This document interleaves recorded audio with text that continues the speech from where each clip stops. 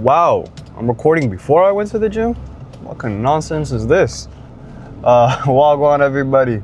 Welcome back to my weird series where I just talking it called The Walk. Talking about spiritual stuff, mental health stuff, and one of the most important stuff in the world, the gym. Today I'm going to the gym. I'm going to be hitting back, rear delts, biceps, back, rear delts, biceps, and something else in there, isn't it? Forearms. I just call that a back day. Really, people think I'm like, when I tell them my split, I tell them I do chest, back, legs, chest, back, legs, chest, back, legs. And they think that's all that I do. No, I hit my arms and all my accessories, even my legs accessories. My leg days are never the same. My leg days are always varied to change. And that's because I like to have freedom on leg days. I don't ever squat the same way every single time. I don't RDL the same way every time. I don't do anything the same way anytime. Anyway, what was I gonna say? With that in mind, I was gonna actually keep talking about the stuff that I talked about in the last episode. The last episode was about depression and anxiety, and I think this video I just want to make it exclusively about depression. I'm not trying to make people depressed and whatnot, but try to give you guys some insight, some knowledge, some foretaste as to what I've been through. I mean, there's never a set way that someone is. I'll say that much. Your life is always subject to change. You are always subject to change. You are always going to suffer. Depression is this inability to, not inability as in like you as a person has a moral failing. I hate this moral failing argument too. A lot of people treat your mental health or the way that you act or your behaviors or just you as a person as a moral failing, rather than seeing that the person that you are is like an affliction to who you truly should be. Everyone should be self-actualized. Everyone should be the best version of themselves, the most esteemed, confident, happy, loving, compassionate version of themselves. So when people are not that, you shouldn't say, oh, that person has a moral failing. That person's a bad person. That person sucks. They should be excluded from our society, which unfortunately that's what society does and teaches people to do. Instead, you should consider that they have an affliction, and it's our duty as a community, as a society, to help that affliction. I feel like we don't really do that, especially when we notice people who are prone to depressiveness. And what's a depressiveness? What am I trying to say here? What's a depressiveness person? I'll give you guys an example, as I am someone with depression, so I can help you with this. I can actually perfectly illustrate this. I've spent. Okay. Let me do this. Okay. Let me try to do this right. I spent the last 3 months just sitting in bed doing fucking nothing. I have an exam coming up and I haven't studied at all. What's the point of even studying tonight? I'm gonna fail that exam anyway. There's no point in anything I do. That's like an extreme example, but it was an example that I had last semester. So it's a good way to use. It's a good one to use. And person B would just be like, most of the time people who don't understand mental health issues will get annoyed because they don't understand. So person B will hear that and be like, why are you so lazy? You have the exam anyways tomorrow. Why don't you just try your best to lock in now? Do everything that you can to do well on the exam. Blah, blah, blah, blah, blah. And person A will instantly hear that as an insult to their character, because it kind of is an insult to their character. You're saying that that person has a moral significant failing, that because they cannot do this thing, they are a lazy person. They are a person that's not, in your idea, compatible with the world that you want. And because they're not compatible with the world that you want, you're gonna be like, oh, you're lazy, get the hell out of my society. Maybe people don't actually do this explicitly, but it's an implicit like conditioning that we all have. If someone is not, in your idea, fitting to the criteria of what people should be, they should just leave. And that's so stupid. I mean, it's functional and it works, especially in a capitalistic society. But you as an individual shouldn't be like that. You as an individual should not conform to that ideology. I don't conform to it. I don't conform that if I see someone who is not functional or not an asset or not something that can help benefit me or the world or society, I'm not, if that person is a hindrance to my life, I will willingly hinder myself for that person. And I think that's all, we should all be like that. So that's the issue I have with, and that's why so many people are becoming depressed. It's so funny because the more we judge depressed people, the more we are in a way judging ourselves. We are all one. We are all one. Believe it or not, there is not, I said this in the last video, there is nothing fundamentally different between humans other than the differences along our lives. Fundamentally, we are all the same. We have the same brain, we have the same, I mean, yeah, there are differences, but I don't know why we treat that as like as a vice. We have complements. We are complements of one another. We all humans are the same fundamentally, but the only thing that is different about us should be a complementary thing rather than a division between us. And that's why so many people are becoming more and more depressed. More and more we are trying to discontinue, or no, that's the wrong way to say it, but sorry, I have a booger, fuck me. More and more we're trying to judge people and fit them in criteria, and knowing that we ourselves cannot fit that criteria. So knowing that we cannot fit that criteria, or if we do fall out of that criteria, we consider ourselves the most shameful, guilty, disgusting. There is no shame. There is no guilt. We are all family. We all deserve love. We all deserve compassion. But it's the lack of love and it's the lack of compassion, unless you fit in a criteria, that's making so many people depressed. I shit you not right now, if I had $1 million, if I had a bunch of dollars in my bank account, if I had a great paying job, or I had a bunch of businesses, and I had a bunch of cars, I probably wouldn't be as depressed because I would get the love that I'm looking for. Or what if I had all those things and I didn't get the love that I was looking for? Then I'll be even more depressed because I thought if I obtained all these things, I would get love. So ultimately, what we all are trying to look for is love, security, comfortability, and compassion. We want to sacrifice ourselves for the sake of others. And where do we start? Where do we start as depressed people, as a depressive nation, as a nation that has 1 billion good things going on for us, yet we all are suffering in a way? What should we do? Be compassionate. Stop looking at your life. Stop looking at yourself. Stop looking at the things that you want. Rather look in yourself and clean yourself. Well, you can't actually clean yourself. As a Christian, I can't say that. You can't actually clean yourself. Only one person can clean you. But you can listen to that person to clean you. But if you're not a Christian, look into yourself and try to clean yourself, or have this willingness to change your heart. I can still talk about Christian stuff without saying Christianity. Have this willingness to change your heart so that you can help other people. And if the more and more people are doing that, the more love they would feel, the more love they would receive, and the more love they can give. I honestly think the world, everyone right now who is saying to themselves, the world is not good, the world is this, the world is that, blah, blah, blah, my life is this, my life is that. Even if it's just a creeping thought in your mind, everyone who is like that, think to yourself for just a moment. If I was more loving, if I was more kind, and if other people around me was more loving and more kind, will I still think this way? Probably not. So that's like the whole point. That's the whole nexus. Everyone's too negative. Everyone's too shameful. Everyone's too guilty. Everyone's too anxious. Maybe I'll talk a little bit more about anxiety in the next video.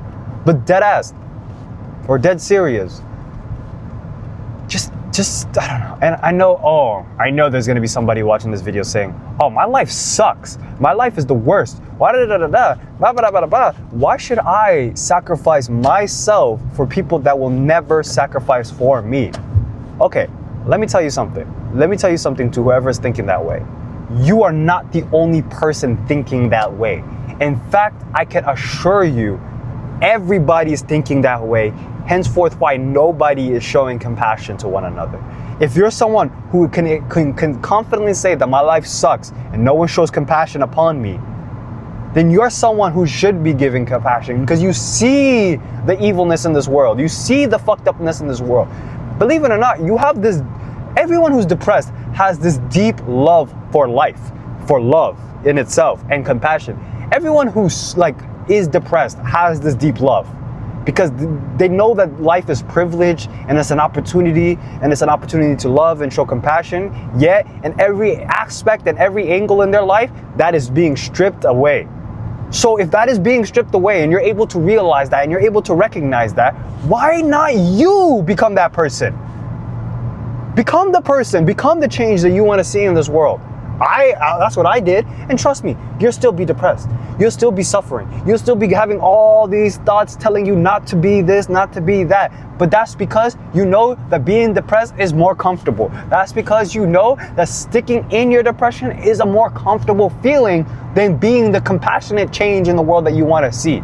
You know that if you achieve money, success, and all the things of the world that the people say that's in the world that will give you happiness, then maybe then you will be loved. Maybe then you'll have security. Maybe then you'll feel comfortable. But let me tell you this, all things in the material world is not guaranteed. All things such as money, home, blah, blah, blah, that's not guaranteed. What is guaranteed is love, compassion, empathy, and showing that to other people and giving it to other people and receiving it from other people. You know, the people who go out there and try to become the most successful, the most rich, the most it's because they were not loved. Those people were not loved properly, or they feel so insecure, or they feel unfulfilled, that the only way they can have security and fulfillment is via success. Because they think via success, all these things will come afterwards. Trust me, that's not the case. That's never the case. All these things are a continuation of things. So if you're loving as a person, you will always receive love. If you're compassionate as a person, you will always receive compassion. And if you love what you do, you will always want to do it. That's why I feel like a lot of people are becoming bitter. A lot of people are becoming empty because they feel like they have to be super successful in order to receive love, and they don't love what they're doing, and they're becoming more and more angry and bitter that they have to do this in order to receive love. That is never true, and that is not true. You can always receive love and you can always receive compassion if you become the person that is compassionate and loving. That's my message to you guys in this video. And that's my message in order to become less depressed. You won't one day just randomly wake up and not have depressive thoughts, but you need to treat your depressive thought as a different version of you. The you that wants to hide in a corner and become a hermit and never do anything for anyone other than itself, because life has been so perverted for you. But understand that that person only acts like that because it loves life. So because it loves life, show it. Become a new person that loves life. Become a new person. I promise you, every depressed person can become the next saint. I'm thinking about this in an Orthodox perspective, Orthodox Christianity perspective. Every depressed person can become so loving. It has the potential to become so loving because that privilege has stripped of them. People who are naturally happy, naturally joyous, yet somewhat immoral, are just extremely privileged in a sense, because they never had to contemplate how to be compassionate. In fact, compassionate is morality. This constant self-sacrificing for the sake of others is morality. So if you're feeling like there is no love in your life, there's nothing good in your life, that you're just empty and hollow and blah, blah, blah, blah, blah, become the very love that can fill your heart. Because I promise you, everyone's feeling hollow, everyone's feeling empty, everyone needs love. So become the person that is loving. If you're afraid, and I know it's difficult, it's hard, because for me, the way I did it was in the gym. In the gym, I became more talkative, more inviting to others to talk to me, and less judgmental. That's the most important part. Because it's very easy as a depressed person to look at someone that's more depressed and judge them because it makes you feel powerful. Don't do that. Or even someone who's better than you, it's easier to judge because it makes you feel more, just don't judge. Because judgment is just always trying to make your ego feel more powerful. Instead, understand, be curious, blah, blah, blah, blah. Sometimes it's easy for me to judge someone who's struggling to lift a weight, but instead, it's better for me to be like, hey, do you need help? Hey, lower the weight, blah, blah, blah. I don't know. I'm trying to look for examples. It's harder to do that because I have to sacrifice a version of myself to do that. I have to sacrifice the egoic version of myself. And that's basically all that it is ego. Depression, anxiety, and I know that sounds insensitive, but I'm not trying to be insensitive because I had to realize this. Being depressed, being anxious, being judgmental, being prideful, being arrogant, being this, being all the vindictive things, that's all ego. It's ego, basically a love for self. But the good thing about that, it's vain, and you know it's vain because it harms you. So what can you do that's opposite of vanity? Show some humility, show grace. So anything what's the opposite of, so actually that's perfect. The opposite of judgment is compassion or understanding or empathy, there we go. The opposite of arrogance is humility. I'm kind of using Aristotle's model of this, but you get what I'm saying. The opposite of anxiety or fear is courage. But all of these things is not removing the pride, the arrogance, the whatever, the fear. It's not removing it, it's transmuting it in a manner that's actually positive and not egoic. Anything that's negative in a sense is egoic. Anything positive in a sense is compassionate or loving.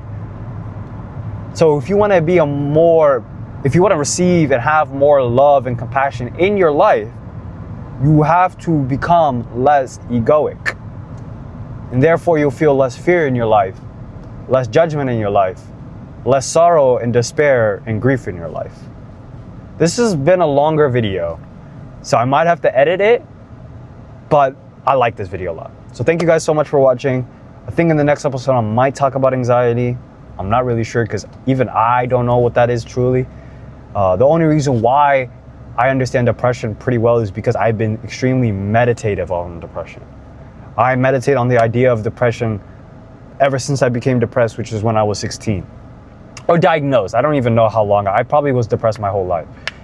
And what you notice with depressed people is they always look for refuge. They always look for rest in the wrong things. We call it escapism nowadays in a modern way.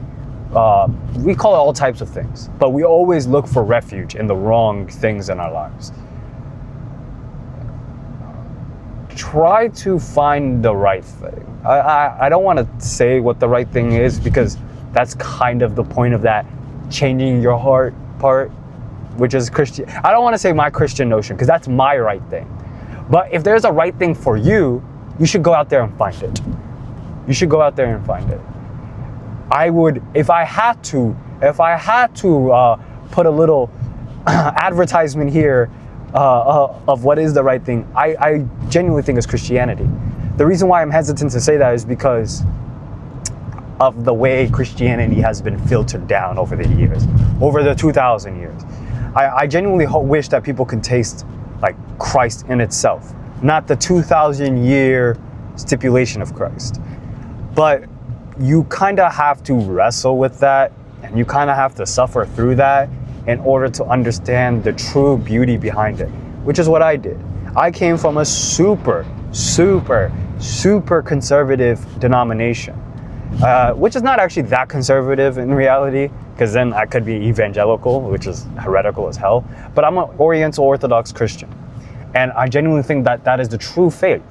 Not because we are Miaphysites, not because we are not part of the Chalcedonian churches that split 1,000,000 times, not because of our doctrines and dogmas, or not because we fast 200 days a year. It's not even that. The only reason why I preach Oriental Christianity is because of our martyrdom. We are the church that died the most. We are the church that suffered the most. We are the church that self-sacrificed the most in order to preserve the truthness of Christ. So that's the only reason why. But we are also extremely conservative and extremely arrogant and extremely egotistical. So that's why I wouldn't say go to an Oriental church. All I would say is open a Bible, believe in Jesus Christ, and then go on from there. Self-sacrifice from there. Change your heart from there. Or just live your entire life changing your heart to becoming more loving, more sacrificing, more self-sacrificing, more compassionate, and hence in terms. That's what I'm trying to say.